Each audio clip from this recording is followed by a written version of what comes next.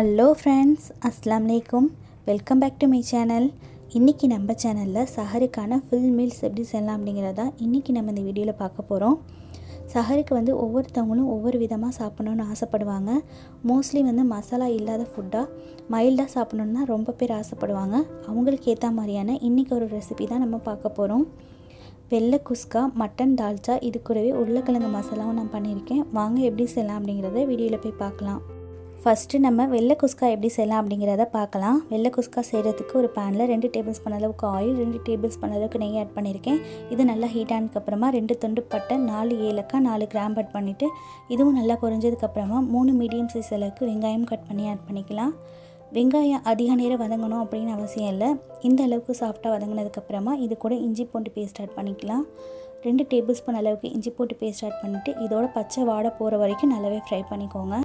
இஞ்சி பூண்டோட பச்சை வாடை போனதுக்கப்புறமா 4 பச்சை மிளகாய், 2 மீடியம் சைஸ் அளவுக்கு தக்காளியும் கட் பண்ணி ஆட் பண்ணிக்கலாம். தக்காளி அதிக நேரம் வதங்கணும் அப்படின்னு அவசியம் இல்லை, ஓரளவுக்கு சாஃப்டாக வதங்கினா போதும். இந்த வெள்ளை குஸ்காவுக்கு மசாலா எதுவுமே அதிகமாக ஆட் பண்ணிடக்கூடாது.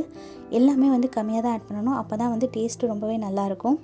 இப்போ இது கூட கொஞ்சமாக புதினா, கொஞ்சமாக கொத்தமல்லி ஆட் பண்ணிவிட்டு இந்த புதினா கொத்தமல்லி ஒரு 2 நிமிஷம் நம்ம வதக்கி விட்டுக்கலாம். புதினா கொத்தமல்லி 2 நிமிஷம் நல்லாவே வதங்கிடுச்சு. இப்போ இது கூட நம்ம தண்ணி அளந்து ஆட் பண்ணிக்கலாம். இந்த கப்பால் 1.5 கப் அளவுக்கு நான் ரைஸ் எடுத்திருக்கேன். அதே கப்பால் 3 கப் அளவுக்கு தண்ணி அளந்து ஆட் பண்ணிக்கலாம். ரைஸுக்கு தேவையான அளவுக்கு சால்ட் ஆட் பண்ணிவிட்டு இதை நல்லா கலந்து விட்டு மூடி போட்டுருங்க. நல்லா தண்ணி பாயில் ஆகணும். நீங்கள் எடுத்துருக்கிற ரைஸை பொறுத்து உங்களுக்கு தண்ணி மாறுபடும். அதுக்கு தகுந்த மாதிரி தண்ணி அளந்து ஆட் பண்ணிக்கோங்க. தண்ணி இந்த அளவுக்கு நல்லா பாயில் ஆனதுக்கப்புறமா இப்போ எடுத்து வச்சுருந்த அரிசியும் இது கூட ஆட் பண்ணிக்கலாம். நான் துளசி அரிசி எடுத்திருக்கேன்.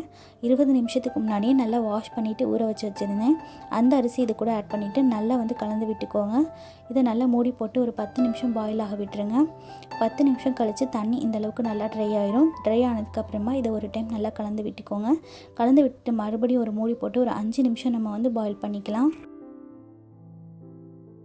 அரிசி மறுபடியும் ஒரு 5 நிமிஷம் நல்லாவே குக் ஆகிடுச்சு. இப்போ பாருங்கள், நல்லா ட்ரை ஆகிடுச்சு. தண்ணி எல்லாமே நம்ம தம் போடுற ஸ்டேஜ் வந்துருச்சு. இப்போ இதை ஒரு டைம் நல்லா கலந்து விட்டுட்டு இந்த ஸ்டேஜில் உங்களுக்கு நெய் தேவைப்பட்டது அப்படின்னா நெய் ஆட் பண்ணிக்கிறதா இருந்தால் பண்ணிக்கோங்க. வாசம் இன்னும் ரொம்பவே நல்லாயிருக்கும்.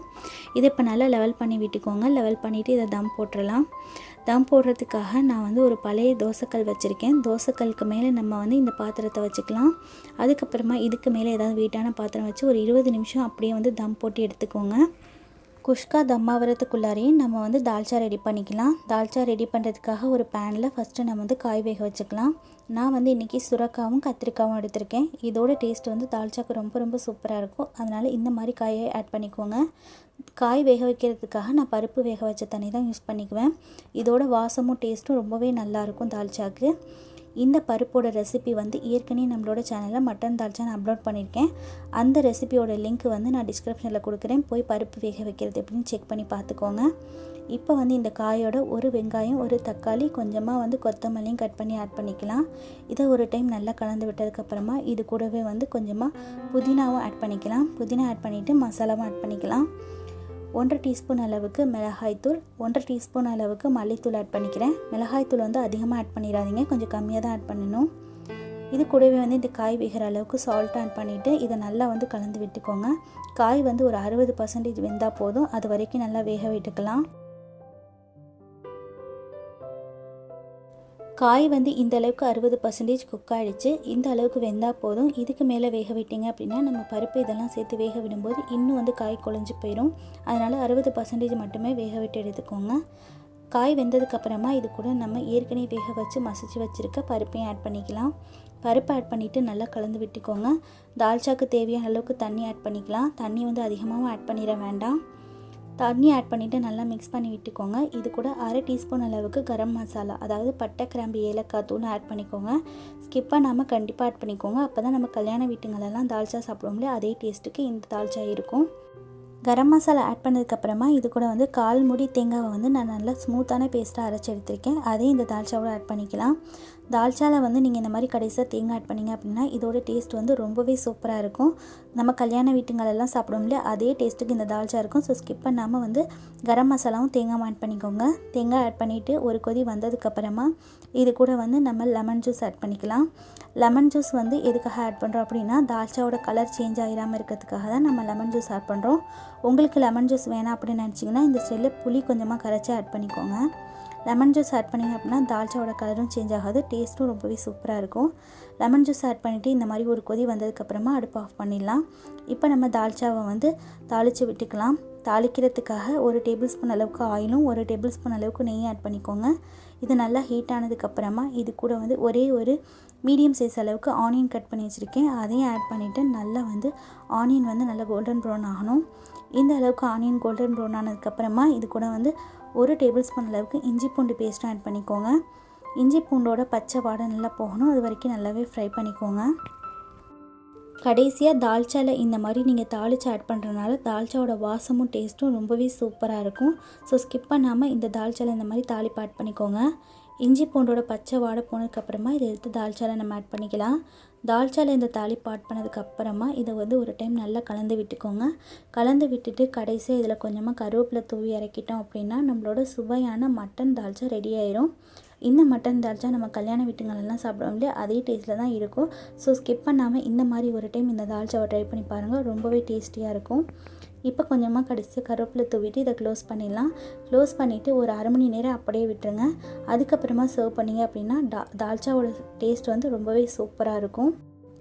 இப்போ நம்மளோட மட்டன் தால்ச்சா ரெடி ஆகிடுச்சு. நெக்ஸ்ட்டு உருளைக்கிழங்கு மசாலா எப்படி செய்யலான்னு பார்த்துடலாம். உருளைக்கிழங்கு மசாலா செய்கிறதுக்கு நான் 2 உருளைக்கிழங்கு உப்பு போட்டு பாயில் பண்ணி எடுத்துருக்கேன். அதை இந்த மாதிரி வந்து 1-2 மசிச்சு எடுத்துக்கோங்க, அதிகமாக மசிச்சிட வேண்டாம். மசிச்சு எடுத்த உருளைக்கிழங்குல இப்போ நம்ம வந்து மசாலா ரெடி பண்ணிக்கலாம். 1/4 டீஸ்பூன் மஞ்சள் தூள், 1 டீஸ்பூன் அளவுக்கு நான் மிளகாய் தூள் ஆட் பண்ணியிருக்கேன். மிளகாய் தூள் வந்து உங்கள் காரத்துக்கு ஏற்ற மாதிரி ஆட் பண்ணிக்கோங்க. உருளைக்கிழங்குல நீங்கள் உப்பு ஆட் பண்ணி வேக வைக்கல அப்படின்னா இந்த ஸ்டைலில் உப்பு ஆட் பண்ணிக்கோங்க. இதை நல்லா கலந்து விட்டு வச்சிடலாம். இப்போ இதுக்கு வந்து நம்ம மசாலா ரெடி பண்ணிக்கலாம். மசாலா ரெடி பண்ணுறதுக்காக ஒரு கடாயில் 2 டேபிள் ஸ்பூன் அளவுக்கு ஆயில் ஆட் பண்ணியிருக்கேன். ஆயில் நல்லா ஹீட் ஆனதுக்கப்புறமா 1/2 டீஸ்பூன் கடுகு உளுந்தம்பருப்பு, கொஞ்சமாக கருவேப்பிலை, 5 பூண்டு பல்ல தோலோடு தட்டி எடுத்திருக்கேன், அதையும் ஆட் பண்ணிவிட்டு நல்லா பொரிய விட்டுக்கோங்க. பொரிஞ்சதுக்கப்புறமா 3 மீடியம் சைஸ் அளவுக்கு வெங்காயம் கட் பண்ணி ஆட் பண்ணிக்கிறேன். இந்த உருளைக்கிழங்கு மசாலாவுக்கு கொஞ்சம் வெங்காயம் அதிகமாக இருந்தால் தான் டேஸ்ட்டு ரொம்பவே நல்லாயிருக்கும். வெங்காயம் ஆட் பண்ணிவிட்டு நல்லா கலந்து விட்டுக்கோங்க. வெங்காயம் வதங்குறதுக்காக கொஞ்சமாக சால்ட் ஆட் பண்ணிவிட்டு இதை நல்லா கோல்டன் ப்ரௌன் ஆக்கிக்கோங்க. இந்த அளவுக்கு வெங்காயம் நல்லா கோல்டன் ப்ரௌன் ஆனதுக்கப்புறமா நம்ம மசாலா ஆட் பண்ணி வச்சுருந்த உருளைக்கிழங்கு இது கூட ஆட் பண்ணிக்கலாம். உருளைக்கிழங்கு ஆட் பண்ணதுக்கப்புறமா இந்த மாதிரி நல்லா வந்து மிக்ஸ் பண்ணி விட்டுக்கோங்க. மிக்ஸ் பண்ணிவிட்டு இந்த ஸ்டைலில் உப்பு பத்தாத மாதிரி இருந்தது அப்படின்னா உப்பு செக் பண்ணிவிட்டு ஆட் பண்ணிக்கோங்க. எனக்கு உப்பு பத்தாத மாதிரி இருந்ததுனால நான் கொஞ்சமாக ஆட் பண்ணிக்கிட்டேன். இப்போ இதை வந்து ஒரு 5-10 நிமிஷம் எண்ணெய் பிரிஞ்சு வர வரைக்கும் அப்படியே விட்டுருங்க. மசாலாவோட பச்சை வாடை போகட்டும். இப்போ நல்லா எண்ணெய் பிரிஞ்சு உருளைக்கிழங்குலேருந்து வந்ததுக்கப்புறமா இதை ஒரு டைம் கலந்து விட்டுட்டு நம்ம அடுப்பை ஆஃப் பண்ணிடலாம். இப்போ சுவையான உருளைக்கிழங்கு மசாலா வந்து ரெடி ஆகிடுச்சு. இந்த உருளைக்கிழங்கு மசாலா வந்து இந்த மாதிரி குஸ்காவோட சேர்த்து சாப்பிடும்போது டேஸ்ட்டு ரொம்பவே நல்லாயிருக்கும். இப்போ நம்மளோட சஹர் சாப்பாடு ரெடி ஆகிடுச்சு. வெள்ளை குஸ்கா, உருளைக்கிழங்கு மசாலா, மட்டன் தால்ச்சா, இது கூடவே நான் கத்திரிக்காய் பச்சடி, அதுக்கப்புறமா உருளைக்கிழங்கு பாயசமும் செஞ்சுருக்கேன். இந்த 2 ரெசிபீஸோட வீடியோவும் என்னால் வந்து எடுக்க முடியல. உங்களுக்கு தேவைப்பட்டது அப்படின்னா நீங்கள் வந்து கமெண்ட்ஸில் கேளுங்க, நான் சீக்கிரமாகவே அப்லோட் பண்ணுறேன். நம்மளோட சுவையான சஹர் சாப்பாடு ரெடி ஆகிடுச்சு. நீங்கள் வந்து இந்த சஹர் சாப்பாடோட மட்டன், சிக்கன், பீஃப் இந்த மாதிரி எது வேணும்னாலுமே ஃப்ரை பண்ணி எடுத்துக்கலாம். ஆனால் நான் மைல்டாக செய்யணுமே அப்படிங்கிறதுனால இந்த மாதிரி வந்து உருளைக்கிழங்கு மசாலா, கத்திரிக்காய் பச்சடியோட ஸ்டாப் பண்ணிக்கிட்டேன். உங்களுக்கு தேவைப்பட்டது அப்படின்னா நீங்கள் வந்து மட்டன், சிக்கன் எது வேணும்னாலுமே இது கூட எடுத்துக்கலாம். டேஸ்ட்டு ரொம்பவே நல்லாயிருக்கும். கண்டிப்பாக இந்த சஹர் சாப்பாடு ரெசிபியை நீங்களும் உங்கள் வீட்டில் ட்ரை பண்ணி பாருங்கள். டேஸ்ட்டு ரொம்பவே நல்லாயிருக்கும். ட்ரை பண்ணிவிட்டு இதோட டேஸ்ட் எப்படி வந்தது அப்படிங்கிறத உங்களோட ஃபீட்பேக்கை மறக்காமல் என்கிட்ட கமெண்ட்ஸில் ஷேர் பண்ணுங்கள். என்னோட இந்த வீடியோ உங்களுக்கு பிடிச்சிருந்ததுன்னா மறக்காமல் வீடியோவை லைக் பண்ணி உங்கள் ஃப்ரெண்ட்ஸ் அண்ட் ஃபேமிலி கூடயும் ஷேர் பண்ணிக்கோங்க. இதே மாதிரி வேறொரு ரெசிபியோட மீட் பண்ணுறேன். ஓகே ஃப்ரெண்ட்ஸ், பாய். அஸ்ஸலாமு அலைக்கும். தேங்க்ஸ் ஃபார் வாட்சிங்.